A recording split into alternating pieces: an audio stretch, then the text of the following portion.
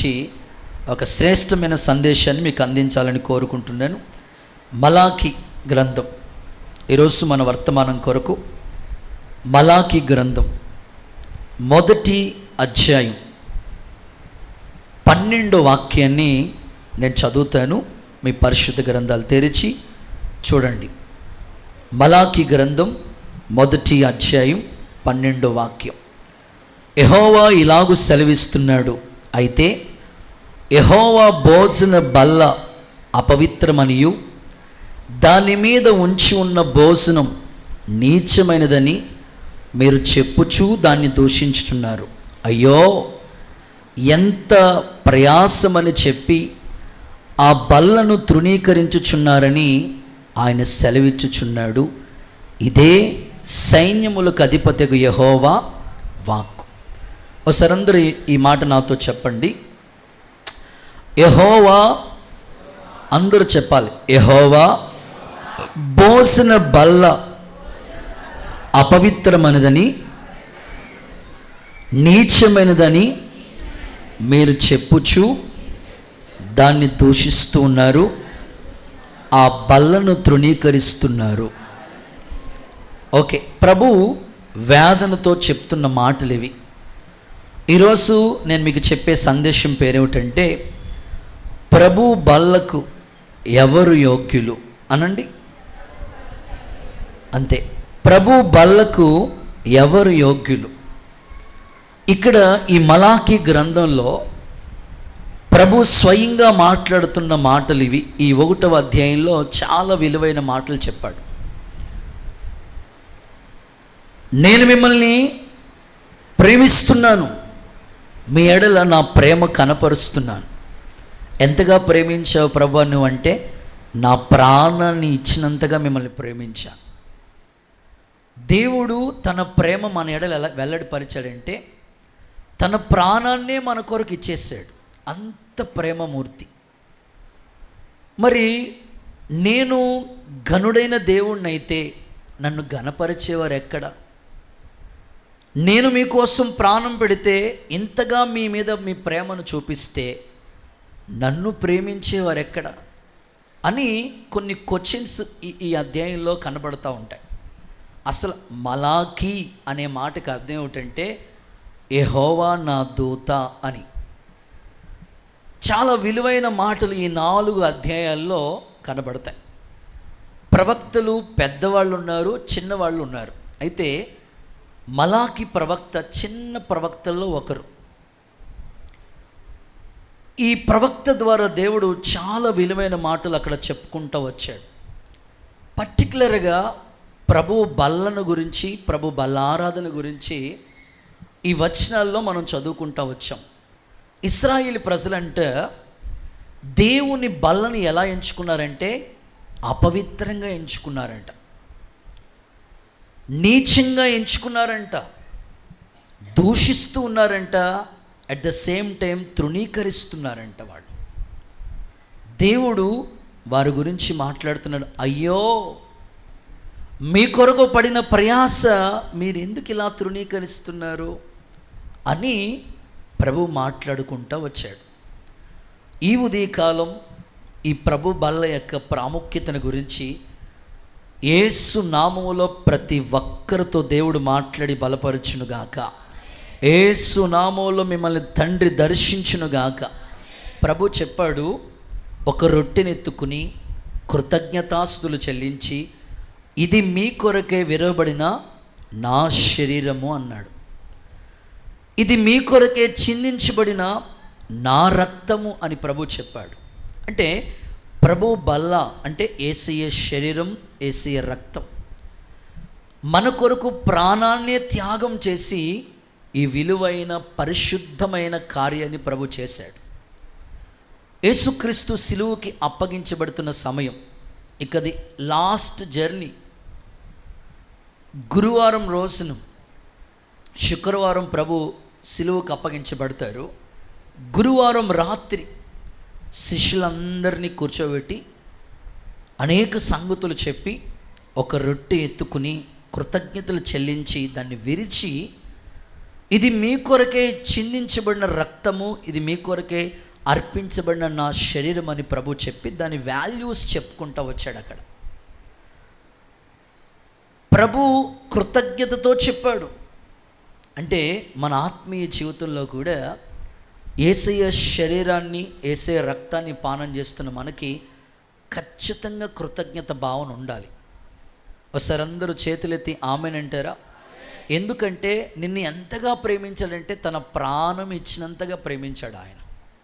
ఒక చిన్న ఉదాహరణ చెప్తాను. ఒక పిల్లోడు ఆడుకుంటూ ఉన్నాడు. ఎప్పుడు ఎలాంటి ప్రమాదాలు వాటిల్తాయో ఎవ్వరికి తెలియదు. ఆ పిల్లోడు ఆడుకుంటూ ఉన్న చోటు ఫైర్ అయిపోయింది. ఆ ఇల్లు ఫైర్ అయిపోయింది.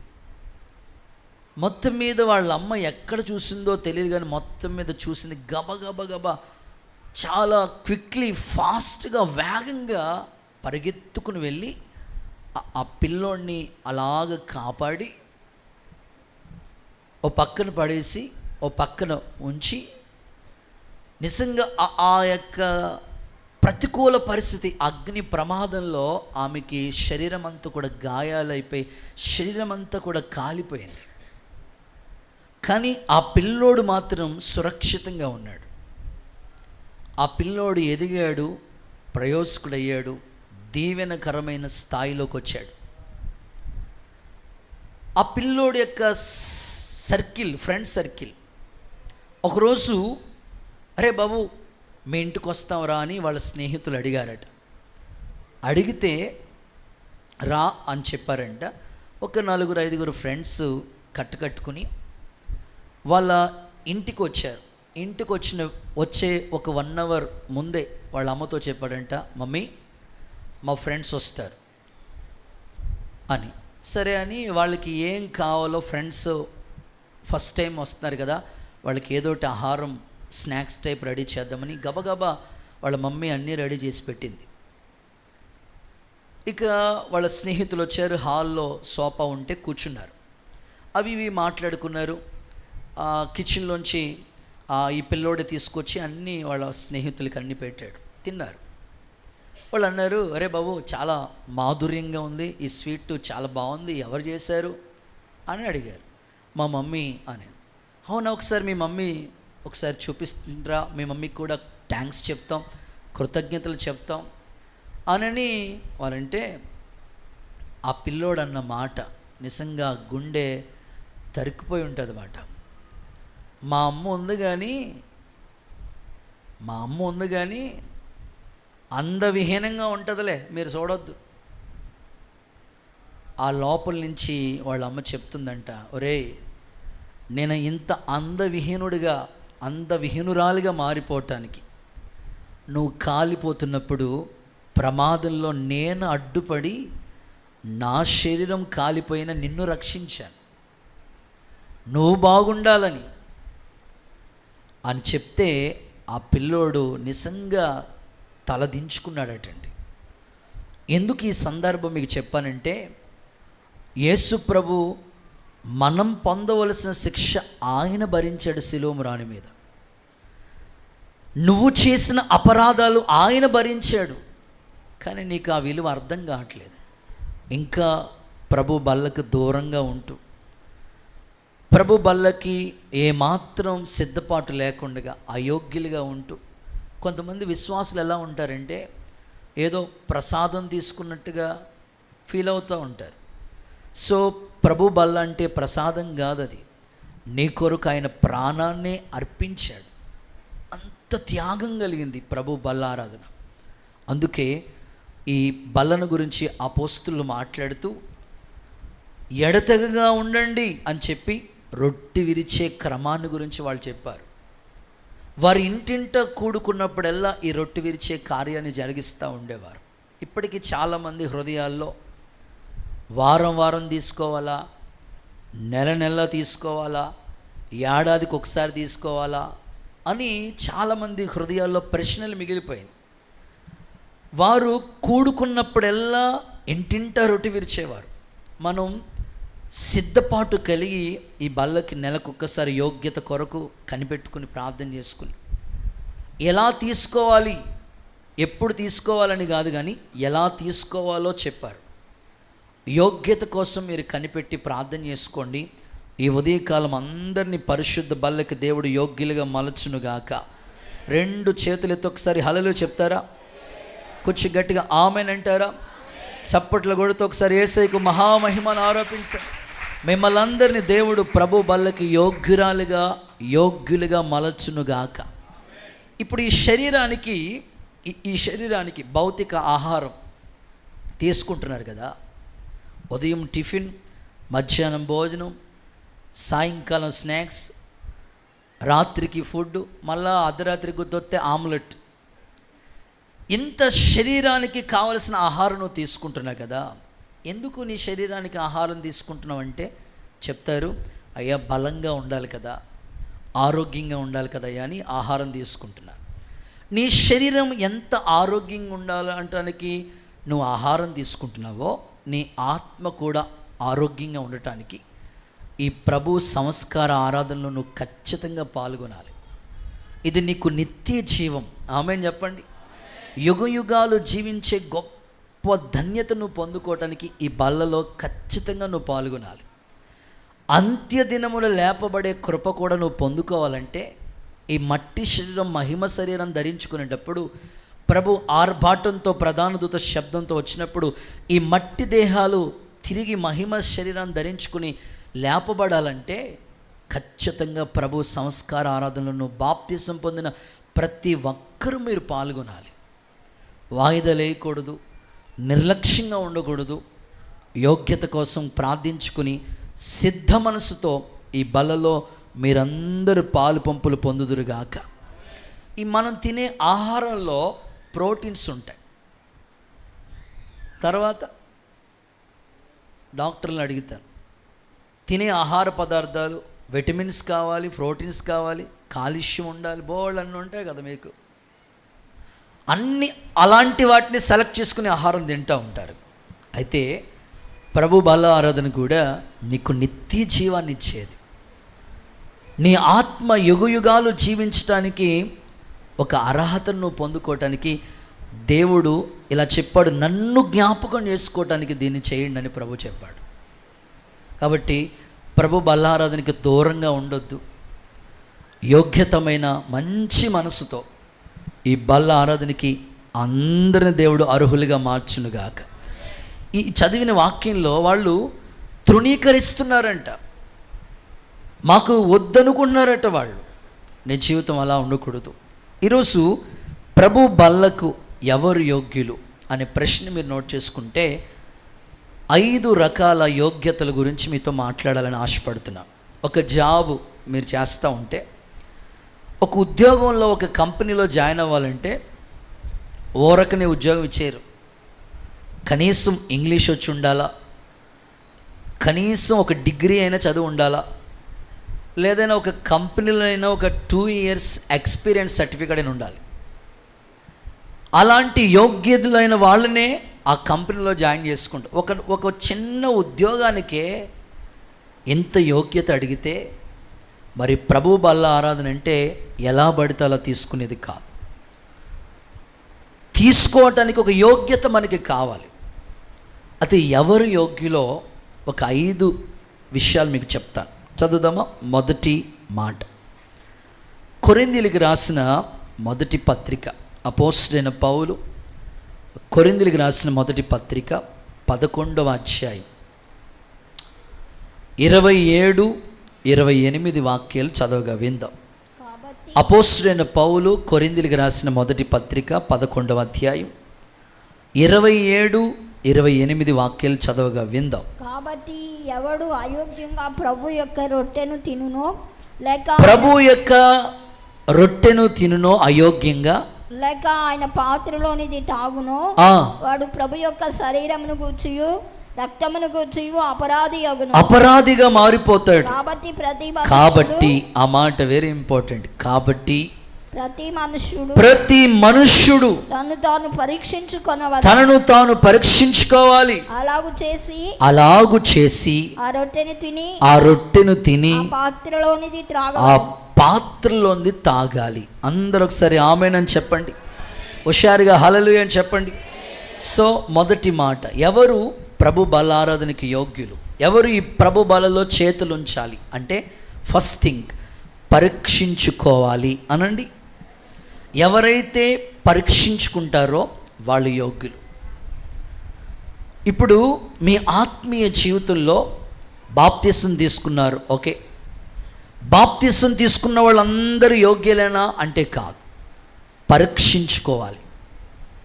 నేను ఈ బల్లకి యోగ్యురాలేనా, అర్హుడినేనా, నేను స్వీకరించడానికి తగిన అర్హత నాలో ఉందా అని ఎవరంతట వాళ్ళే, మీ లోపాలు ఏంటో మీ అంతరాత్మకు తెలుసు. మీరు ఏ విషయంలో అవిధేయులుగా ఉన్నారో మీ మనసుకు బాగా తెలుసు. ఆ విషయంలో దేవుని దగ్గర ఒక చిన్న పరీక్ష, ప్రభా మరణించయ్యా, ప్రభా క్షమించయ్యా, యోగ్యురాలిగా యోగ్యునిగా నన్ను అంగీకరించయ్యా అని ఎవరంతట వాళ్ళే అర్హతను సంపాదించుకుని యోగ్యులుగా మారి పరీక్షించుకుని అప్పుడు మీరు పాల్గొంటే అది మీకు నిత్య జీవాన్ని కలుగు చేస్తుంది. ఆమేనండి. అలా పరీక్షించకుండా ఏదో అలవాటు ప్రకారంగా తప్పదు కదా, పాస్టర్ గారు ఏమని అనుకుంటారేమో, నా పక్కోళ్ళు ఏమని అనుకుంటున్నారేమో అని అనుకుని అందరితో కలిసి నువ్వు మోకరించేసి ప్రభు బలలో తీసుకుంటే దానివల్ల 4 రకాల నష్టాలు నీకు ఉంటాయి. అట్లాగని నా మనసు బాగలేదు, నేను ఈ నెల తీసుకోను, వచ్చే నెలలో ఉంటే చూద్దాంలే అనుకోవద్దు. జస్ట్ నీకు క్వాలిఫికేషన్ ఏంటంటే పరీక్షించుకుంటే చాలు. నీ లోపం ఏదో నీ మనసుకు తెలిస్తే వెంటనే దేవుని దగ్గర ఒప్పుకుంటే చాలు, కనికరం నీ మీదకి దిగి వస్తుంది. పశ్చాత్తాపడితే చాలు, అంగీకరిస్తాడు దేవుడు. అంతేగాని ఏదోలాగా మనం ప్రభు బల్లారాధన తీసేసుకుందాం అని అనుకుని అయోగ్యంగా తీసుకుంటే 4 రకాల శిక్షలు నీకు వస్తాయి. అక్కడే చెప్తూ ఉంటాడు, ఏమంటాడంటే అపరాధి అనండి, మాట్లాడండి, అపరాధి. అప్పుడప్పుడు పాడుతూ ఉంటావు కదా, అపరాధిని కృపచూ. ఓకే, అపరాధం అలాగే ఉంటుంది. కయీన్, నీ ముఖం ఎందుకు చిన్నబోయింది అంటే వాకిట పాపం పొంచి ఉందంట కయ్యేనికి. అపరాధం ఉండకూడదు. యేసు రక్తంలో ప్రతి అపరాధ భావాలు క్షమించబడునుగాక, యేసు రక్తం ద్వారా ప్రతి పాపములు కడగబడునుగాక. సో నువ్వు అయోగ్యంగా తీసుకుంటే అపరాధి. బి శిక్షావిధి. ఏంటంట? శిక్షావిధి.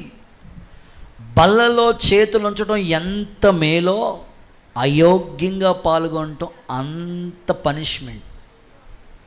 అందుకే దేవుడు నేను అడుగుతున్నాడు, జస్ట్ పరీక్ష చేసుకో చాలు, టెస్ట్ చేసుకో చాలు, నీకు యోగ్యతనిచ్చేస్తాడు, నువ్వు క్వాలిఫై అయిపోతావు. నువ్వు శిక్ష నీ మీద ఉండకూడదు. ఆల్రెడీ దేవుడు సిలువ మ్రాను మీద శిక్ష భరించినప్పుడు మరలా నీ మీదకి ఆ శిక్ష ఎందుకు? జస్ట్ అడుగు దేవుని దగ్గర, ప్రభా అవిధేయతలు క్షమించయ్యా, దేవుడు నిన్ను యోగ్యురాలిగా మార్చునుగాక. సి రోగులు, అనారోగ్య వ్యాధి బాధలు అవి మన మీద ఏలుబడి చేయకూడదు, దేవుడు మీకు యోగ్యతనిచ్చునుగాక. డి బలహీనులు, బలహీనులైపోతున్నారట. చివర్లు అంటాడు, అనేకులు నిద్రిస్తున్నారు. ఈరోజు ప్రభు బల్ల ఎంత దీవెన మీకు తీసుకొస్తుందో, యోగ్యంగా తీసుకుంటే అంత దీవెన, కానీ అయోగ్యంగా తీసుకుంటే ఇంత శిక్ష.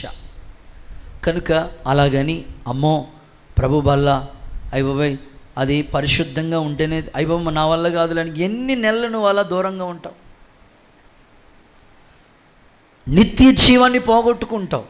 అందుకని సరి చేసుకుని దిద్దుబాటు కలిగి బల్లలో చేతులు ఉంచితే గొప్ప దీవెన ఉంటుంది.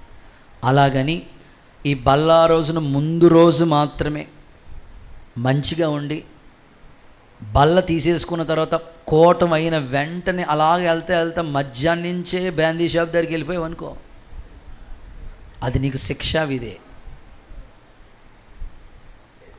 బల్ల గురించే కాదు, నీ అంతరాత్మ ఎప్పుడూ శుద్ధీకరించబడుతూనే ఉండాలి. యేసు నామములో పరిశుద్ధపరచబడుదుముగాక. మీరు అడగవచ్చు, అన్నయ్య బల్లారాధనకి అంత పరీక్ష అవసరమా? ఖచ్చితంగా అవసరం. నిన్న వాగ్దాన కూడిక 1వ తారీఖు అందరికీ ప్రేమ విందు ఉంటుంది. కానీ మాకు బల్లారాధన ఉందని, మేము సేవకులు కదా, విశ్వాసులు కనీసం ఒక పూట ఉన్నా మేము ఒక రోజైనా ఉందామని కొన్ని మా ఎదుట ప్రేమ విందు ఉన్నా అటువైపు మనసు వెళ్ళకుండగా సంపూర్ణత కొరకే ప్రార్థనాపూర్వకంగా సిద్ధపడుతూ ఉంటాం సేవకులుగా. కనీసం విశ్వాసులుగా మీరు ఒక్క పూటైనా సిద్ధపాటు ఉండాలి కదా మీకు. అలాంటి మంచి మనస్సాక్షిని దేవుడు మీకు ఇచ్చునుగాక. నిజంగా దేవుని పరిచర్యలో ప్రభు బల్లకి పరీక్ష అవసరమా అంటే నిజంగా అవసరం. చూడండి, చిన్న ఉదాహరణ చెప్తా. నువ్వు పిప్పొని నొప్పుతో బాధపడుతూ ఉన్నావు, చాలా పెయిన్ వచ్చేస్తుంది, హాస్పిటల్కి వెళ్ళావు, వాసిపోయింది ఇలాగ, నీ ముఖంలా లేదు అద్దంలో, ఎవరోలా ఉన్నావు అద్దం చూసుకుంటుంటే భయంకరంగా వాసిపోయింది. డాక్టర్ గారు చూసి, డెంటల్ డాక్టర్ చూసి పిప్పొని తీసేయాలమ్మా అంటాడు. తీసేయండి అంటే తీసేయండి అంటే అన్నీ తీసేది కాదు, ఆ వాపు తగ్గాలమ్మా అంటాడు.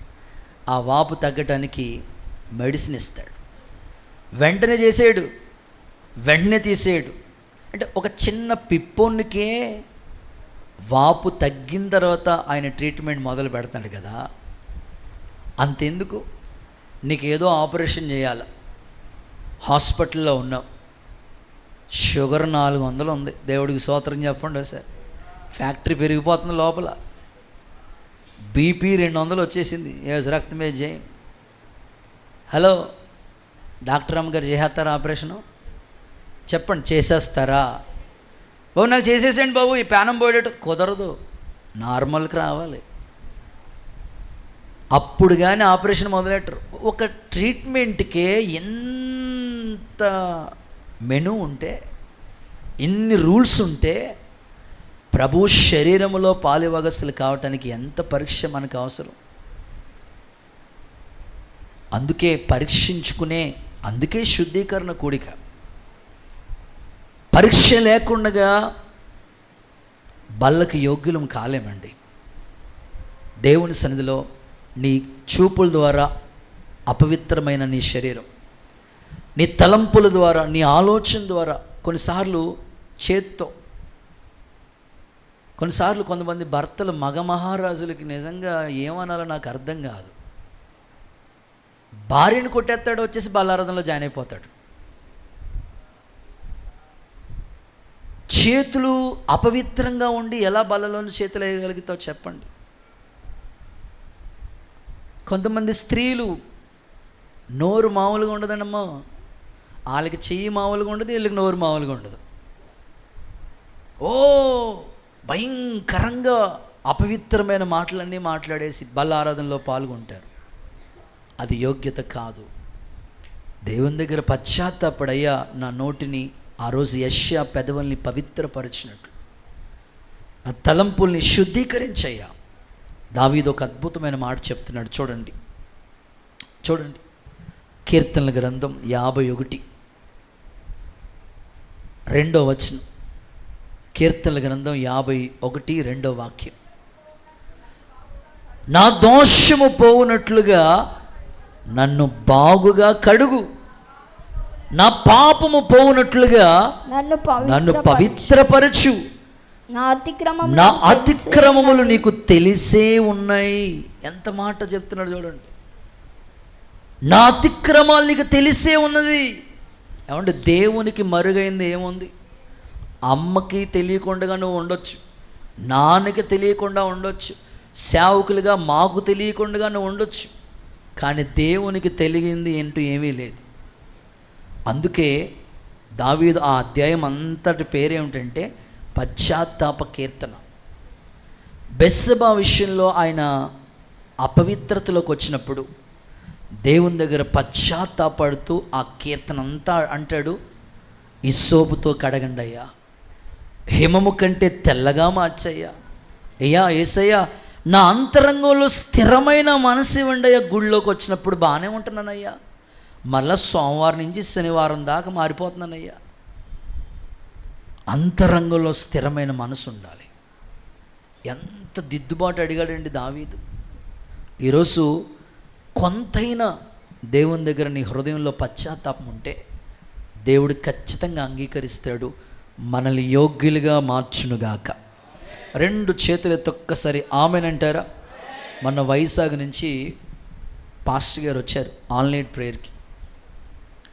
వాక్యం చెప్తూ మధ్యలో ఆయన సాక్ష్యంలో చెప్తూ, నేను బల్లారాధన తీయగా ఉందని తినేహాను అన్నాడు ఆయన. ఎందుకు తిన్నాడంటే చెప్పండి, కొంతమందికి తెలియదు. అదేదో భలే ఉంది బాబు, అక్క నెయ్యేసింది, తేనేసింది, అబ్బా చాలా బాగుండింది అక్క, తీయగా కొంచెం పెడితే సరిపోదు, పాస్టర్ గారు కొంచెం పెట్టండి. అది తీయగా ఉందని తినేది కాదు, యోగ్యమైన మనసుతో అది నీకు నిత్య జీవం కలిగిస్తుంది. అంత్య దినమును నువ్వు లేపబడతావు. యుగ యుగాలు ప్రభువులో జీవించడానికి ఒక అర్హత మనం పొందుకుంటాం. అందుకొరకు ప్రభు చేయమన్నాడు. యేసు నామములో ప్రభు నేను దర్శించునుగాక. పౌలంతటి ఆయనే ఎంత దిద్దుబాటు కోరుకున్నాడండి. ఏమంటున్నాడు చూడండి.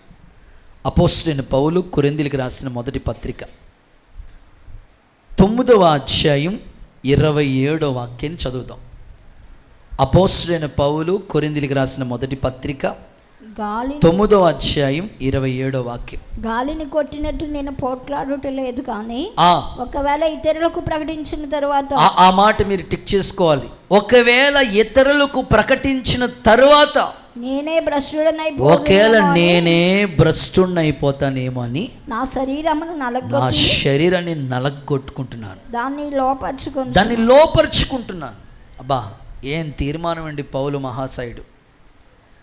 ఇతరులకి ప్రకటించిన తర్వాత మీరు ఇలా ఉండండి అలా ఉండండి అని చెప్పేసిన తర్వాత ఒకవేళ నేను సరిగ్గా లేకపోతే భ్రష్టుడనైపోతానేమో అని ఉపవాసాలతో తన శరీరాన్ని నలగొట్టుకుని సరిచేసుకుని అప్పుడు బోధించడం మొదలుపెట్టాడు పౌలు గారు. ఈరోజు మనలో కూడా ఒక దైవజనులుగా నేను కూడా దేవుని దగ్గర ఆ రోజంతా ప్రార్థన చేసుకుని, ప్రభా నన్ను సరిచేసి నా ఆత్మీయ జీవితాన్ని ఇంకా పరిశుద్ధపరచు, స్వచ్ఛమైన వెలుగు కలిగేటట్లుగా నువ్వు మెచ్చే సేవ మేము చేయాలి, అలాంటి యోగ్యతను ఇవ్వండి అయ్యా అని కోరుకుంటూ ఎప్పటికప్పుడు నలగొట్టుకుంటూ శుద్ధి చేసుకుంటూ పరిశుద్ధపరచబడి అప్పుడు ఈ బలలో స్వీకరించడానికి మేము ఇష్టపడుతున్నాం. మీరు కూడా అలాంటి దిద్దుబాటు కలిగిన బిడ్డలుగా మార్చబడుదురుగాక. యోగ్యత ప్రభు మీకు ఇచ్చునుగాక. 2 చేతులతో ఒక్కసారి హల్లెలూయా అని చెప్పండి. కొందరంట మంచి మనస్సాక్షిని వాళ్ళ చేతులతో వాళ్ళే పోగొట్టేసుకున్నారండి. పౌలు అంటాడు, కొందరు తమ మంచి మనస్సాక్షిని త్రోసివేశారు, వాళ్ళ మనస్సాక్షి పూర్తిగా పాడైపోయింది. అందులో అలెగ్జాంద్రియా ఉన్నాడు, హుమానై ఉన్నాడు. మాట్లాడుతున్నాడు పౌలు, వాళ్ళు మంచి మనస్సాక్షిని వాళ్ళ చేతులారా పాడు చేసుకున్నారు. ఈరోజు నీ మంచి మనస్సాక్షిని పాడు చేసుకోవద్దు. నీ మనస్సాక్షి నేరారోపణ చేస్తే దేవుని దగ్గర అడుగు. మనుషులు ఒకవేళ క్షమించకపోవచ్చేమో కానీ దేవుడు ఖచ్చితంగా క్షమించే దేవుడు. పశ్చాత్తాపడాలే కానీ దేవుడు కనికరం నీ మీదకి దిగవచ్చునుగాక. బైబిల్లో 2 వ్యక్తులు మీ ముందుంచుతా. పేతురు అనండి. పేతురులో మనకి నచ్చే మాట ఏమిటంటే పశ్చాత్తాపం. ముమ్మారు బొంకాడు, అబద్ధాలు కోరి, కానీ తను చేసిన తప్పిదాన్ని దేవుని దగ్గర ఒప్పుకున్నాడు. నిజమే ప్రభా అబద్ధాలు ఆడానయ్యా, నిజమే ప్రభా బొంకనయ్యా, ఒప్పుకున్నాడు. అందుకే దేవుని క్షమాపణ అతని మీదకి దిగి వచ్చింది. కానీ ఇస్కరియోతు యోధ చేసిన తప్పిదాలు చేసేసాడు, కానీ పొరపాటును కూడా క్షమాపణ కోరుకోలేదు. అందరికీ రొట్టె విరుస్తూ ఉంటుంటే ఆ మొక్క పుచ్చుకున్నాడంట. ఆ ముక్క పుచ్చుకున్న వెంటనే సాతానుగాడు వచ్చేసాడంటే లోపలికి. ఇస్కరియోతు యూదా, ఎందుకు నీ ఆలోచన ఇలా మారిపోయిందంటే అతడు పశ్చాత్తాపడలేదు. ఈరోజు చాయిస్ నీకు ఇస్తున్నాడు దేవుడు. నువ్వు పేతురులా ఉన్నావా, యోధాలా ఉన్నావా? పశ్చాత్తాపడి పరిశుద్ధపరచబడితే దేవుడు నిన్ను అంగీకరిస్తాడు. అలాంటి యోగ్యత మనకి ఇచ్చునుగాక. రైట్. రెండో మాట, సెకండ్ వన్, ఎవరు బల్లకి యోగ్యులు? ఆదికాండ గ్రంథం 14వ అధ్యాయం 14వ వచనం అండ్ 18వ వచనం కలిపి చదువుదాం. అబ్రాము తన తమ్ముడు చెరపట్టబడినని విని తన ఇంట పుట్టి అలవర్చబడిన 318 మందిని వెంట పెట్టుకుని దాను మట్టుకు ఆ రాజులను సొదొమ రాజులను తరిమాడు. 18వ వచనం, మరియు షాలేము రాజు మెల్కీసెదెకు రొట్టెను ద్రాక్షరసం తీసుకుని వచ్చాను. అతడు సర్వోన్నతుడైన దేవుని యాజకుడు. చాలు. రెండవది, జయ జీవితం కావాలి అనండి. మీ పక్కలతో చెప్పాలి, జయ జీవితం కావాలి. సో బల్లకి యోగ్యత ఏంటయ్యానంటే జయ జీవితం. ఎలా? లోతు అబ్రహామును విడిచిపెట్టి వెళ్ళిపోయాడు. ఏదో సాధిద్దాం అనుకున్నాడు, కానీ ఏమీ సాధించలేని పరిస్థితి. తన ఆస్తి అంతా కూడా సొదొమ రాజులు పట్టుకుని వెళ్ళిపోయారు. అయితే అబ్రహాము తన ఇంట పుట్టిన 318 మందిని తీసుకుని వెళ్ళి యుద్ధము చేసి ఆ రాజుల్ని ఓడించి జయించాడు, తరిమాడు. అంటే జయ జీవితం, జయించాడు. అందుకే అక్కడ సర్వోన్నతుడైన యాజకుడు మెల్కీసెదెకు వచ్చి ఎప్పుడైతే ఇతడు యుద్ధము చేసి జయించి వచ్చిన వెంటనే ఆ రొట్టెను ఆ ద్రాక్షరసాన్ని ఇచ్చాడు. అంటే ఇప్పుడు ఎవరు యోగ్యులు అంటే జయ జీవితం కలిగిన వాడు. ఎవరైతే జయ జీవితం కలిగి ఉంటారో వారిని నా తండ్రి యోగ్యులుగా మార్చునుగాక, నా ప్రభు అర్హురాలుగా మార్చునుగాక, యేసు నామములో స్థిరపరచునుగాక. నీలోనికి యోగ్యత రావాలంటే నీలో జయ జీవితం ఉండాలి. చాలామంది పాటలు పాడాలని ఆశ ఉంటుంది. కొంతమంది ప్రత్యేకమైన పాటలు కూడా స్లిప్లు ఎత్తూ ఉంటారు. అయ్యగారు ప్రత్యేకమైన పాట అండి, మాకు చిన్న చాయిస్ ఇవ్వండి అని. కోటాల్లో చాలా చోట్ల మాకు స్లిప్పులు పంపిస్తూ ఉంటారు. మేము స్టేజ్ మీద ఉంటాం పాడుతూ ఉంటాం. ఒక ముసలమ్మ పాట పాడతానండి అని స్లిప్ పంపించిందట. చూస్తే 60 ఏళ్ళు, చాలా యాక్టివ్గా ఉంది. సరేలే, ఇలాంటి వాళ్ళని ఎంకరేజ్ చేయాలని పాస్టర్ గారు మైక్ ఇచ్చారంట. మైక్ తీసుకున్న వెంటనే 60 ఏళ్ళు ముసలమ్మ పాట మొదలెట్టి రాలేదు ప్రభు జయము అన్నదంట. ఎప్పుడు వస్తుంది? ఇంకా 60 ఏళ్ళు వచ్చినా ఏం రాలేదంట, జయం రాలేదు. కొంతమంది చూడండి, సింతస్ వచ్చినా మాట్లాడరు. ఇప్పుడు ఎప్పుడు వస్తుంది నీకు జయ జీవితం?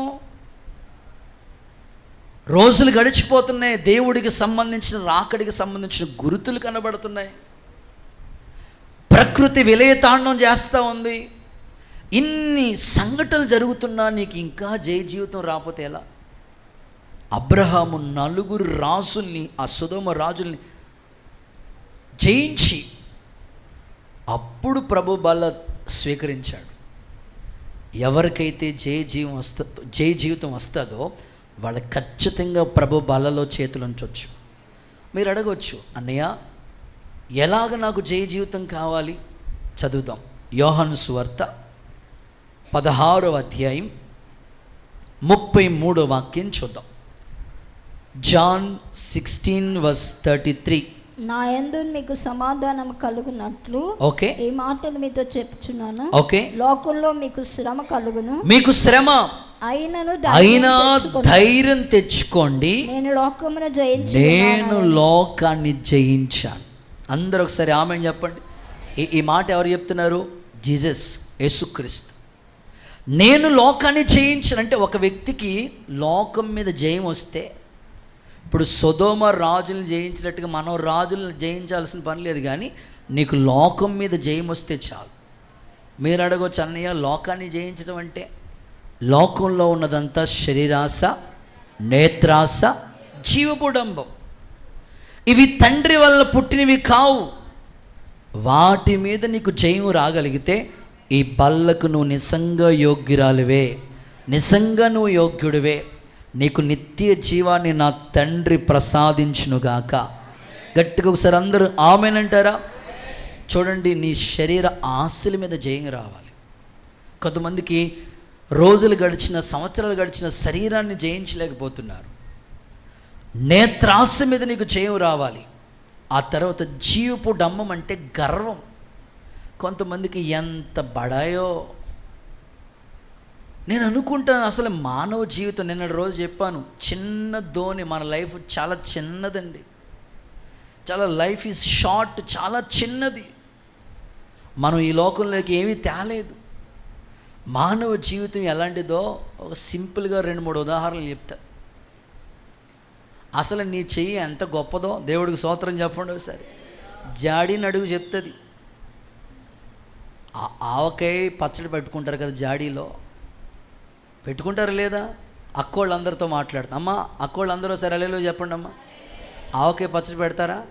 నాకేం వద్దమ్మా, పెట్టుకుంటారు కదా. ఆవకాయ పచ్చడి పెట్టుకున్నప్పుడు ఆవకాయ జాడీలో నీ చేయి పెడితే ఏమవుతుందమ్మా? మాట్లాడవా? అది అంత ప్రబోధురాలు యేసు రక్తమే మన చేతులు అంత గొప్ప. జాడీ చెప్తుంది నీ సంగతి, నీ బాడీ సంగతి. దేవుడికి స్తోత్రం చెప్పండి సార్. బాబు, నీ ఎవరు స్పూన్ అయినా పెట్టి, కానీ మీరు కూడా మన సంగతి ఏంటో మనకి అర్థం కావట్లేదు. ఎంత బడాయో కొంతమందికి. జీవపు డంబం మీద జయం ఉండదు. జయం కావాలండి. మన చేతులు జస్ట్ అల్పులమండి. మనం ఏ యోగ్యత లేదు మనకి. ఏదో కేవలం కృప ద్వారా కొట్టుకుని పోతున్నాం తప్ప ఏమీ లేదు, నథింగ్. నీకు అది అర్థమైతే ఖచ్చితంగా నువ్వు ఈ లోకం మీదకి ఆశలు పెంచుకో. ఇంకా చెప్తా, హల్లెలూయా అని చెప్పండి. కొంచెం గట్టిగా హల్లెలూయా అని చెప్పండి. ఇల్లు కట్టేటప్పుడు చూడండి, ఆ బొమ్మ పెడుతుంటారు. ఎందుకని? నీ చూపడ్డదంటే మన కళ్ళు అలాంటివి సార్. చూడండి అసలే.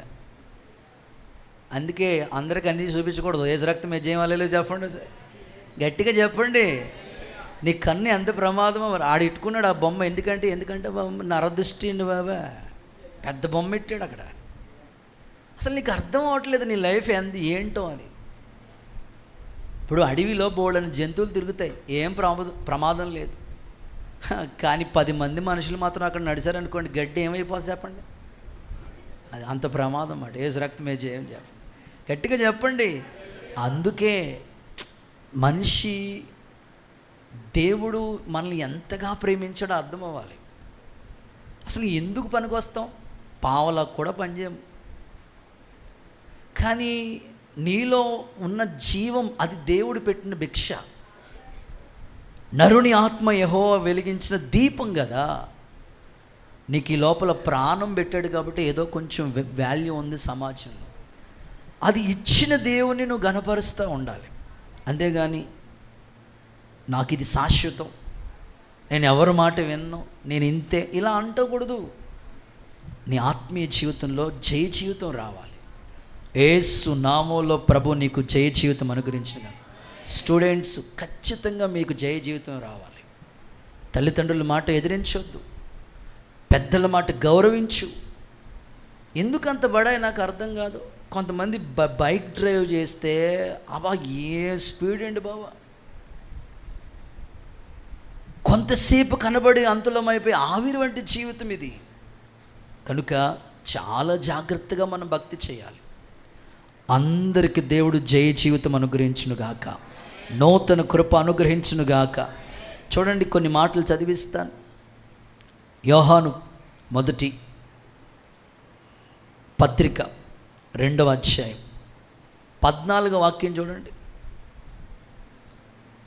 యోహాను మొదటి పత్రిక 2వ అధ్యాయం. యవనస్తులారా అని అక్కడి నుంచి చదవక్క. యవనస్తులారా మీరు బలవంతులు, దేవుని వాక్యం మీ యందు నిలిచి ఉన్నది, మీరు దుష్టిని జయించి ఉన్నారు. నీవు దుష్టిని జయించి ఉన్నావు. కొట్టు గట్టిగా చప్పట్లు యేసయ్యకు మహిమ వచ్చినట్లుగా. యవనస్తులారా మీరు బలవంతులు, దేవుని వాక్యం మీ యందు ఉంది కాబట్టి మీరు దుష్టిని ఏమంటే దుష్టిని జయించడానికి ఒక ఆయుధం దేవుడిచ్చాడు, దేవుని వాక్యం. ప్రతి విషయంలో సాతానుగాడి మీద ఒక జయం రావాలి మనకి. లోబడి దైవికమైన భక్తిలో అంటుకట్టబడితే ఒక జయ జీవితం యేసు నామములో నా ప్రభు నీకు దయచేయునుగాక. ఒక చిన్న సాక్ష్యం చెప్తా. ఇండోనేషియా అనే ప్రాంతంలో జరిగిన ఒక చిన్న సంభవాన్ని మీ ముందుంచుతాను. ఆ ప్రాంతంలో దేవుణ్ణి నమ్ముకున్న వాళ్ళు కొద్దిమంది ఉన్నారు. వారిలో ఒక సహోదరి ముస్లిం కుటుంబం నుంచి కన్వర్ట్ అయి దేవుని సన్నిధికి మీకులాగే బైబిల్ పట్టుకుని దేవుని మందిరానికి వెళుతూ ఉంది. రోజులు గడుస్తూ ఉన్నాయి. ఇలాగే ప్రభు బల్లారాధన వచ్చినప్పుడు అయ్యగారు చెప్తున్నారు, అమ్మా బాప్తిస్మాలు పొందలేని వాళ్ళు మీరు బయట ఉండాలి, ఆ టెంట్లోకి వెళ్ళిపోండి. కేవలం బాప్తిస్మాలు పొందిన వాళ్ళు మాత్రమే మందిరంలో ఉండాలి. ప్రతి వారం దేవుని మాటలు వింటుంది, కానీ ఆ బల్లారాధన రోజున బాధతో బయట నిలబడతా ఉంది. నేను అనుకుంటాను, బాప్తిస్మాలు పొందలేని వాళ్ళు కనీసం ఇలాగైనా బాధపడితే అప్పుడైనా మీకు మారుమనసు వస్తుందేమో అనుకుంటాను. స్తోత్రం. మమ్మల్ని బయట పెడుతున్నాడు అన్న, ఇప్పుడు బయట ఉంటున్నాం, రేపొద్దున పరలోకం కూడా ఛాన్స్ ఉండదు అని అప్పుడైనా మార్పు చెంది దేవుని వైపు తిరిగితే బాగుంటుంది. కానీ ఆమె వస్తూ ఉంది, వాక్యం వింటుంది, కానీ ప్రభు బల్లారాధన సమయంలో మరి బాప్తిసం లేదు కాబట్టి, క్వాలిఫికేషన్ లేదు కాబట్టి అలా బయట ఉంటుంది, టెంట్లో ఉంటుంది. బాధ కలుగుతుంది, ప్రతిసారి బాధపడుతుంది. ఒకరోజు పశ్చాత్తాపపడి వెనకాల ఏడుస్తూ అడిగిందంట దేవుని, ప్రభా నన్ను బాప్తిసం పొందే అర్హత నాకు ఇవ్వండి అయ్యా.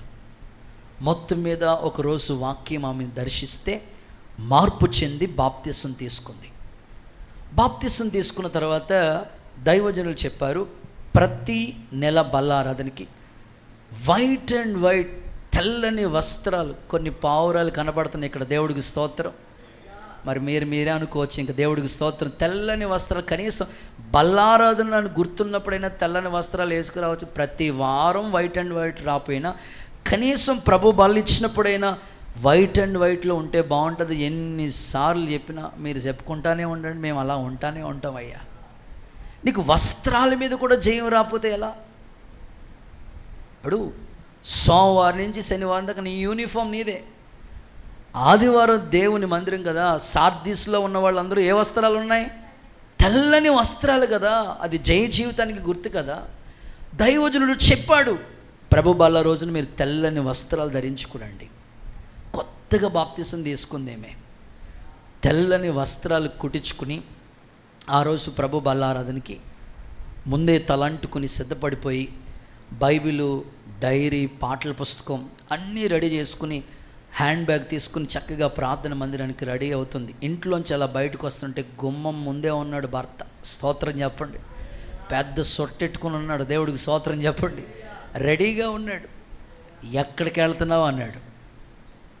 ఏంటి వైట్ డ్రెస్ ఏంటి అన్నాడు. ఎందుకంటే రోజు కలర్గా కనబడతారు. ఏంటి ఎప్పుడు లేని ఎప్పుడు దిగిపోయావు అన్నాడు. వెంటనే ఏమన్నది, నేను అయ్యా మొన్నే బాప్తిజమా ఎవరినాడు తీసుకున్నా అంత నీ ఇష్టమైపోయిందా అని లెఫ్ట్ అండ్ రైట్ కర్రెచ్చుకుని వాయించాడు. అయినా ఏమాత్రం కృంగిపోలేదు. అయ్యా ఈరోజు ఖచ్చితంగా మేము బల్లారాధనకి వెళ్ళాలి. బల్లారాధన అది ఎక్కడ పేరు తెలియదు కదా మనిషికి. ప్రభు శరీరం, ప్రభు రక్తం.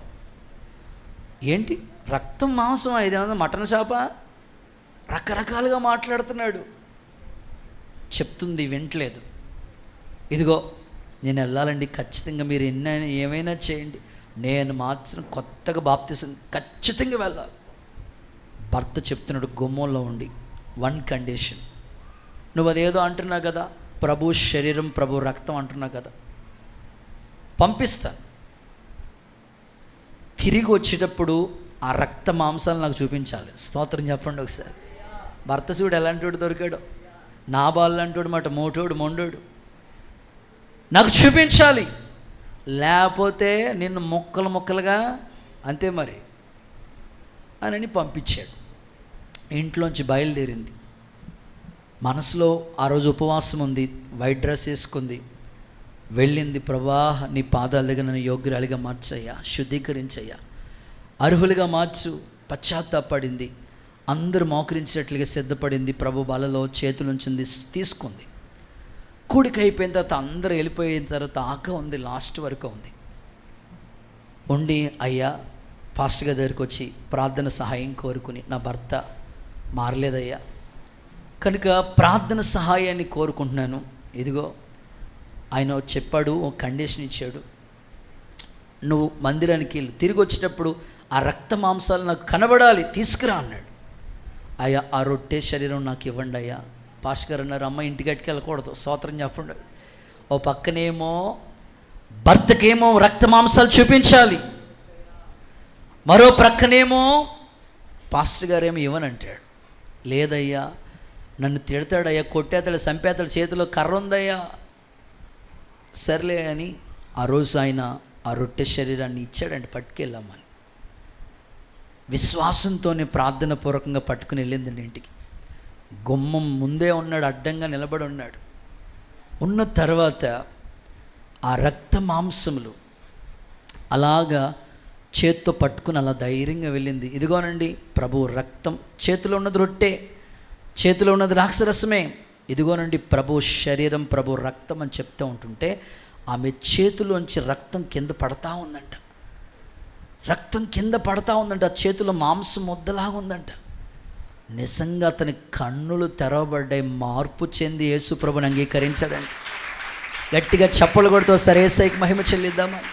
నేనంటాను, నిజంగా నువ్వు విశ్వాసంతో తీసుకోగలిగితే నీకు నిజంగా జయ జీవితం ఇస్తాడు దేవుడు. నిజంగా ఆమె జయ జీవితం చూడండి ఎంత జెన్యున్గా ఉందా సహోదరి.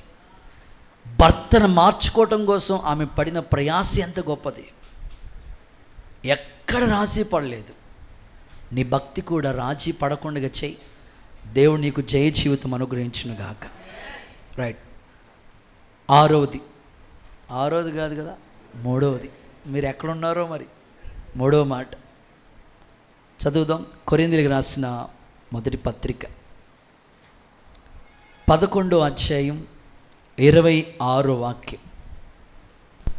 మీరు ఈ రొట్టెను తిని ఈ పాత్రలోనిది త్రాగున్నప్పుడల్లా ప్రభు వచ్చే వరకు ఆయన మరణమును ప్రచురించుదురు. ప్రభు వచ్చే వరకు ఆయన మరణాన్ని ప్రచురించాలి. సో మూడవది, సిలువ వార్త ప్రకటించాలి అనండి, గట్టిగా చెప్పాలి. సిలువ వార్త ప్రకటించాలి, గట్టిగా చెప్పాలి. సిలువ వార్త ప్రకటించాలి. ఎప్పటి వరకు? ఆయన వచ్చే వరకు, ప్రభు వచ్చే వరకు సిలువ వార్త మనం ప్రకటించాలి. అక్కడ అంటాడు ఆయన మరణాన్ని ప్రచురం చేయాలి. మరణాన్ని ప్రచురం అంటే సిలువ వార్త, సువార్త అనండి. ప్రియులారా, సువార్తలో 3 పదాలు దాగి ఉన్నాయి. సువార్త అనే అక్షరం మూడు మాటలు ఉన్నాయి కదా. సువార్త అంటే ఏంటో చెప్పనా? యేసు ప్రభు పుట్టిక, ఎందుకు పుట్టాడో చెప్పాలి. సెకండ్, యేసు ప్రభు మరణం, ఎందుకు ఆయన సిలువలో ప్రాణం పెట్టాడో చెప్పాలి. థర్డ్ వన్, యేసయ్య పునరుద్ధానం, యేసయ్య ఎందుకు తిరిగి లేచాడో చెప్పాలి. చాలామంది రొట్టె ద్రాక్షరసం తీసేసుకున్న తర్వాత కామ్గా పాస్టర్ గారు మీకు వందనాలు వెళ్ళొస్తాం అని వారం దాకా వాళ్ళ పనిలోనే బిజీ అయిపోతారు, కానీ దేవుని వార్త పొరపాటును కూడా ఒక్కరు కూడా చెప్పరు. నువ్వు నిజంగా ప్రభు బలలో చేతులుంచిన తర్వాత యోగ్యుడిగా మారాలంటే సిలువ వార్త ఖచ్చితంగా నువ్వు చెప్పాలి. నువ్వు ఇలా అనుకో, వారమంతా దైవజనుడు రోజు ప్రకటిస్తున్నాడు, కనీసం నేను ఒక్కరోజైన వారానికి ప్రభు గురించి చెప్పాలి కదా. నీ ఇంటికి పాలు వేస్తాడే, ఆయనకైనా చెప్పు సువార్త. నువ్వు బట్టలు కొనుక్కోవడానికి షాప్కి వెళ్తావే, అక్కడైనా చెప్పు సువార్త. కూరగాయల దగ్గరికి వెళ్ళినా, ఎక్కడికి ఏ పని నిమిత్తం నీ దగ్గరికి అనేక కస్టమర్లు వస్తారు. నీవు ఆ విధంగా ప్రభు సువార్త చెప్పాలి. ఎందుకంటే ఆయన నీ కొరకు చేసిన త్యాగాన్ని ఒక్క బల్ల తీసుకున్న తర్వాత మర్చిపోవడానికి కాదు, మరణ వార్త ఖచ్చితంగా నువ్వు చెప్తా ఉండాలంట. అందుకే ఆ పదాలన్నీ కూడా అలా ఉన్నాయి ఆ పాటలు. F minor. నాలో సక్రియలు ఆరంభించిన అల్ఫా ఒమేగావు నీవైతివే, ప్రభువాని కలువరి చూపెనేని. పాడాలి. నాలో సక్రియలు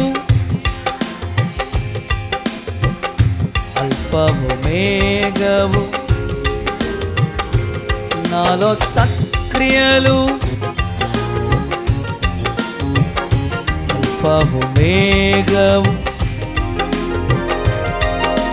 ప్రభువాని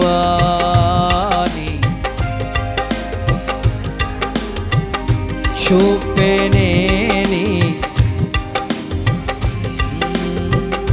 సంపూర్ణునిగా నన్ను మా శ్రమలలో నీ కృప,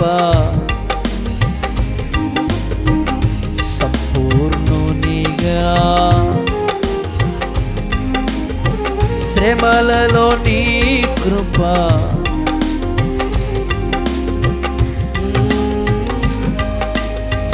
నన్ను వేరు చేసినది నీ దయ సంకల్పమే. లోకములో నుండి నన్ను వేరు చేసినది నీ దయ సంకల్పమే. ప్రభువా కలువరి చూపెనేని. నాలో సక్రియలు అల్ఫా ఒమేగావు, ప్రభువాని చూపెనేని. హల్లెలూయా. చూడండి, కొరింథీయులకు రాసిన మొదటి పత్రిక 9:16. ఫస్ట్ కొరింథీ చాప్టర్ 9:16. నేను సువార్తను ప్రకటించుచున్నాను, నాకు అతిశయ కారణం లేదు. సువార్తను ప్రకటించవలసిన భారం నా మీద మోపబడి ఉన్నది, పాస్టర్ గారి మీద మోపబడి ఉన్నది. అంతేనా? మరొకసారి, సువార్తను ప్రకటించవలసిన భారం నా మీద మోపబడి ఉన్నది, పాస్టమ్మ గారి మీద మోపబడి ఉన్నది కాదు, మనందరి మీద మోపబడి ఉంది. చాలండి బాబు, మా ఇంటి బరువులేమో ఇలా పోతున్నాను కాదు, సువార్త భారం నీకుంది. ఎందుకంటే ఆయన రక్తంలో, ఆయన శరీరంలో నువ్వు పాలి భాగస్రాలకు అయ్యావు కాబట్టి ఆయన మరణాన్ని ప్రకటించాలి. ఎప్పటి వరకు? ఆయన వచ్చేవారు. నా మీద మోపబడి ఉన్నది. నెక్స్ట్ వర్డ్, అయ్యో నేను సువార్తను ప్రకటించకపోతే నాకు శ్రమ. నువ్వు ఎదుర్కొంటున్న కొన్ని శ్రమల్లో ఇంకొక శ్రమ ఎందుకు అవుతుందంటే సువార్త భారం లేకపోవటం. అది పాస్టర్ గారు చెప్పుకుంటారులే, నాకెందుకులే అని అనుకుని నీ పని నువ్వు చేసుకుంటున్నా కానీ దేవుని పని మాత్రం చేయట్లేదు. ఏమండి, బైబిల్లో చెట్లు చేసే పనులు దేవుడి పని. అంజూరపు చెట్టు మాధుర్యం ఇచ్చింది, ద్రాక్ష చెట్టు ద్రాక్ష రసాన్ని ఇచ్చింది, ఒలీవ చెట్టు ఒలీవ ఆయిల్తో దేవుని పని జరిగించింది. కాకులు దేవుని పని చేశాయి, చాప దేవుని పని చేసింది, గాడిద దేవుని పని చేసింది. మనిషే చేయట్లేదు. నాకు బిజీ అండి బాబు, క్షణం తీరకుండా దంపుడు ఆదాయం ఉండదు, అంత బిజీ. మీరు ఏమైనా ఉపయోగపడతాను ఏమీ లేదు కానీ బిజీ. దేవుని పని చేయండి. వారంలో ఒక్క రోజైనా సువార్త ప్రకటించే భారం మీ మీద ఉంది. బల్ల తీసుకునే వాళ్ళు ఈ యోగ్యతను సంపాదించుకోవాలి. మరణం వరకు ఆయన సువార్తను ప్రకటిస్తూనే ఉండాలి. మనకి మీకు రీసెంట్గా జెమీమా, హలో ఎవరామె? జెమీమా ఉమెన్స్ క్రిస్టియన్, మంచి క్రీడాకారు, క్రికెట్లో మంచి, మీరందరూ, మీకు నేనేం చెప్పక్కర్లేదు, మీరు అందరూ ముందుంటారు కదా, స్టేటస్లు పెట్టుకుంటారు, దేవుడికి స్తోత్రం చెప్పండి సార్. అదిగో థ్యాంక్ యూ జీసస్ అంటుంది ఆమె. నా విజయానికి కారణం ఆయనే. సోషల్ మీడియాలో మీరు ఏ విధంగా ఫేస్బుక్ ఆన్ చేసినా, యూట్యూబ్ ఆన్ చేసినా ఆవిడ వార్తే వైరల్ అవుతుంది. ఆస్ట్రేలియా మీద నేను విజయాన్ని సాధించడానికి నా జీసస్సే కారణం. చప్పట్లు కొడతారు యేసయ్యకి మహిమ. నువ్వు చెప్పగలవా? నువ్వు సమాజంలో, ఆమె అంత అద్భుతంగా మీడియాకే సువార్త చెప్పింది, నువ్వు కనీసం నీ వీధిలో ఉన్న వాళ్ళకి చెప్పట్లేదు, నీ ఇంట్లో వాళ్ళకి చెప్పట్లేదు. అదిగో జీసస్ వల్లే నా విజయం, కన్నీటి పర్వతమైన జెమీమా. ఈ విజయానికి కారకురాలు యేసయ్యే. నేను అంటాను, ఆమెకు అంత విశ్వాసం దేవుడి మీద ఉంది కదా, నీకు ఎన్నో ఉపకారాలు చేశాడు దేవుడు. కరోనా తప్పించాడు, బ్రతికున్నాం, బట్టకట్టం, ఈ రోజున దీవెనకరంగా ఉన్నామంటే ప్రభు గురించి మనం ప్రభు గురించి చెప్ప, కానీ వాళ్ళ గురించి మాత్రం భలే చెప్తామండి బాబా. ఆ ఇంటి చరిత్ర, ఈ ఇంటి చరిత్ర, ఆ ఇంటి సంగతులన్నీ, ఈ ఇంటికి కొరియర్ సర్వీస్ మాట, కొరియర్ సర్వీస్ భలే ఉంటుంది. వద్దండి, ప్రభు గురించి చెప్పండి. నేను అంటాను, మీరు ఏ డిపార్ట్మెంట్లో పనిచేస్తున్నారో ఆ డిపార్ట్మెంట్లో మీరు ప్రభు గురించి చెప్తే, మీ కొలీగ్స్ని ప్రభు దగ్గర నడిపిస్తే ఎంత గొప్ప భాగ్యమో మీకు. చదువుకునే స్టూడెంట్స్, వ్యాపారాలు చేసుకునేవాళ్ళు, చేతి పనులు చేసుకునేవాళ్ళు, చదువుకునేవాళ్ళు, మీరున్న స్థలాల్లో దైవజనుడు ఒక్కడే కాదు, మీరు ఏ కంపెనీలో పనిచేస్తున్నారో మీకు కొన్ని సర్కిల్ ఉన్నాయి, మీ మొబైల్లో కొన్ని కాంటాక్ట్ నెంబర్స్ ఉన్నాయి. ప్రతిరోజు దేవుని వాక్యం వస్తుంది చూడం. ఆ యొక్క ఈమెయిల్స్ అనేకులు షేర్ చేస్తే ఎంత దీవెనకరంగా ఆ మాటలు వాళ్ళకి ఆదరణ కలుగుతుంది. దేవుడు మీకు ఈ ఉదయకాలం భారాన్ని పుట్టించునుగాక. రైట్, 4వ మాట, 4th వన్, ప్రభు బల్లకి ఎవరు యోగ్యులు? నిర్గమాకాండం 12వ అధ్యాయం 11వ వాక్యం. నిర్గమాకాండం 12:11.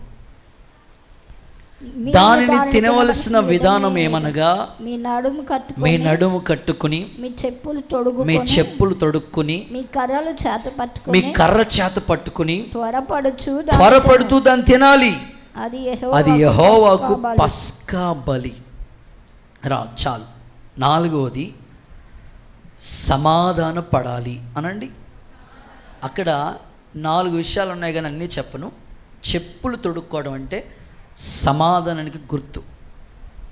నువ్వు ప్రభు బల్ల తీసుకునేటప్పుడు ఎవరెవరి మీద మనస్పర్ధలు ఉన్నాయో, కొంతమంది కూతురులే, తల్లి విరోధం అయిపోతూ ఉంటుంది, తల్లితోనే విరోధం పెట్టేసుకుంటారు ఇంట్లో. సో ఇప్పుడు ఆ కూతురు తల్లితో సమాధాన పడాలి. కొంతమంది తల్లులు కూతురులతో విరోధం పెట్టుకుంటే వాళ్ళతో సమాధాన పడాలి. కొంతమంది తండ్రులు కొడుకులతో, కొడుకులు తండ్రితో సమాధాన పడాలి. అత్త కోడలు, అన్నదమ్ములు, అక్క చెల్లెళ్ళు. సో ఇంట్లో ఫ్యామిలీ మెంబర్స్ ఈ సమాధానపరచు ఆత్మ పరిచయనుగాక. మీరు చూడండి, ఎఫెసీ పత్రిక 6:15 చెప్పాడు, నీ పాదాలకు సిద్ధ మనసునే జోడు, సమాధాన సిద్ధ మనసునే జోడు తొడుక్కోమన్నాడు. అంటే నువ్వు బల్లను స్వీకరించడానికి ఈ చెప్పులు దేనికి గుర్తుగా ఉన్నాయంటే సమాధానానికి గుర్తుగా ఉన్నాయి. అంటే ప్రభు బలను స్వీకరించే వాళ్ళు ఖచ్చితంగా సమాధాన పడాలి. మనస్పర్ధలు ఏమన్నా ఉన్నా బలిపీఠం దగ్గరికి వచ్చినప్పుడు వెంటనే దేవుని దగ్గర అడిగి, ప్రభా నాకు సమాధానపరచు ఆత్మనివ్వండి. అలాగ సిద్ధపడదాం. ప్రభు బల్లకి మిమ్మల్ని అందరినీ యోగ్యులుగా దేవుడు మార్చునుగాక. సో చివరి మాట, టైం అయిపోయింది. చివరి మాట, ఆఖరి మాట, ఆదికాండం 14వ అధ్యాయం 18 నుండి 21 వరకు. ఆదికాండం 14వ అధ్యాయం 18 నుండి 21 వరకు. మరియు షాలేము రాజైన మెల్కీసెదెకు రొట్టెను ద్రాక్షరసం తీసుకుని వచ్చెను. అతడు సర్వోన్నతుడగు దేవుని యాజకుడు. అతడు సర్వోన్నతుడైన దేవుని యాజకుడు. 20వ వచనం. నీ శత్రువులను నీ చేతికి అప్పగించిన సర్వోన్నతులకు దేవుడు స్తుతింపబడును కాక అని చెప్పాను. అప్పుడు అతడు అన్నిటిలో అతనికి 10వ వంతు ఇచ్చాను. ఆమేన్ చెప్పండి ఒకసారి. సో చివరిది 5వది దశమ భాగము చెల్లించాలి. ఇది మనం దేవుని బలలో చేతులు ఉంచడానికి కావలసిన యోగ్యత. మెల్కిసెదెకు ఎవరయ్యా అంటే యాజకుడు. అబ్రహాముకి రొట్టె ద్రాక్షరసం ఇచ్చాడు. ఎప్పుడైతే తీసుకున్నాడో వెంటనే అన్ని విషయాల్లో 10వ వంతు చెల్లించాడు. సో దేవుని మందిరంలో కూడా మీరు ప్రతి నెల రొట్టె ద్రాక్షరసం తీసుకున్నప్పుడు దేవుడు మీకు ఇచ్చిన దాంట్లోనే, మీరు కలిగి ఉన్న దాంట్లోనే ఖచ్చితంగా అది దేవుని మందిర నిధిలోకే మరి తీసుకురావాలి. అలా చేస్తే ఆకాశవాకిళ్ళు తెరుస్తాడు, పట్టజాలంత దీవెన మీకు ఇస్తాడు. ప్రభు ఆశీర్వాదం మీ తల మీద ఉండునుగాక. కొంతమంది స్టూడెంట్స్ అనుకుంటారు, అన్న మేమైతే ఏమీ సంపాదించట్లేదు కదా. కొంతమంది స్త్రీలు కూడా అనుకుంటారు, మేమేమీ సంపాదించట్లేదు, సంపాదించిన వాళ్ళందరూ చేయొచ్చు కదా, మాకు అవకాశం లేదు కదంటే, నువ్వు ఫాస్టింగ్ ఉంటావు కదా, తినవు కదా, ఆ రోజు నీ కొరకు అయిన ఖర్చుని దేవుని మందిరాని కొరకు ఉపయోగించు. అలాగే నేను స్టూడెంట్స్గా ఉన్నప్పుడు ఖాళీగా ఉండేవాడిని కాదు, దేవుని పని చేసేవాడిని, అలాగే ఇంట్లో పని చక్కబెట్టేవాడిని, అలాగే అనేక టాలెంట్స్ ఇస్తే వాటితో పాటు చాలా కష్టపడేవాడిని, డబ్బులు సంపాదించడానికి ప్రయాసపడేవాడిని, మంచిగా బొమ్మలు గీసేవాడిని, పెయింటింగ్ ఆర్టిస్ట్గా ఉండేవాడిని. అప్పుడు మాతో మా అక్క చెప్పారు, నేను చదువుకున్నప్పుడు చెప్పారు, నాన్న నువ్వు కష్టపడుతున్న రోజుకి నేను 2000 సంపాదిస్తూ ఉండేవాడిని చదువుకుంటూ. మార్నింగ్ కాలేజ్కి వెళ్ళేవాడిని, ఆఫ్టర్నూన్ వర్క్ చేసేవాడిని. మా అక్క చెప్పేవారు, నువ్వు సంపాదిస్తున్నా కానీ సంపాదన అంతా చిల్లు సంచులు వేసినట్లు అయిపోతుంది, రూపాయి కూడా నీ దగ్గర ఉండదు, ఎందుకంటే నువ్వు దశమ భాగం తీయట్లేదు కదా. ఓ పని చేయి, ఈ నెల నుంచి అలవాటు చేసుకో అని చెప్పింది మా అక్క. పాస్టర్ గారు చెప్పారు. నేను చదువుకుంటున్నప్పుడే, ఇంటర్మీడియట్ చదువుకుంటున్నప్పుడే దేవునికి దశమ భాగం తీయటం నేర్చుకున్నాను. సో ఆ రోజు నుంచి ఇప్పటి వరకు దేవుడు బ్లెస్ చేస్తూనే వచ్చాడు. సో మీలో కూడా చాలామందికి ఈ మనసు ఉంది. కొద్దిమంది వేళ్ల మీద లెక్క పెట్టవచ్చు సంఘంలో దశమ భాగాలు ఇచ్చేవాళ్ళంటే కొద్దిమందే ఉంటారు. సో వాళ్ళ ఆశీర్వాదకరంగా ఉన్నారు. మీ కుటుంబాలు కూడా మీరు తీసుకుని వెళ్ళిపోవటం కాదు, రొట్టె తీసేసుకుని ద్రాక్షరసం తీసేసుకుని వెళ్ళిపోవటం కాదు, మీ కుటుంబాలు దీవెనకరంగా ఉండేటట్లుగా ఈ విధమైన కార్యాల్లో కూడా మీరు పాలిభాగస్సులు కండి. ప్రభు మీకు యోగ్యతనిచ్చునుగాక. సో నేను ముగిస్తున్నాను. ప్రభు బల్లకి ఎవరు యోగ్యులో ఒక 5 విషయాలు మీ ముందు పెట్టాను. చెప్పండి. నెంబర్ 1, పరీక్షించుకోవాలి. మీలో ఏ అవిధేయత ఉందో, ఏ లోపం ఉందో దేవుని దగ్గర అడగండి. నెంబర్ 2, జయ జీవితం కావాలి. వేటి మీద ఇంకా జయం లేదో అడిగి దేవుని దగ్గర కృప పొందుకోండి. నెంబర్ 3, సిలువ సువార్తను మీరు ప్రకటించండి. నెంబర్ 4, సమాధాన పడండి. నెంబర్ 5, దశమ భాగం అర్పించండి. ఈ 5 చేసిన వాళ్ళకి ఈ బల్ల ఆరాధనకి యోగ్యులుగా మారుతారు. ఒకవేళ చేయకపోతే ఇప్పుడే దేవుని దగ్గర అడిగి చేస్తానయ్యా అని తీర్మానం చేసుకోండి. అందరినీ యోగ్యులుగా ప్రభు మార్చునుగాక. ఈ మాటలు దేవుడు మన వెనుకల్లో దీవించునుగాక.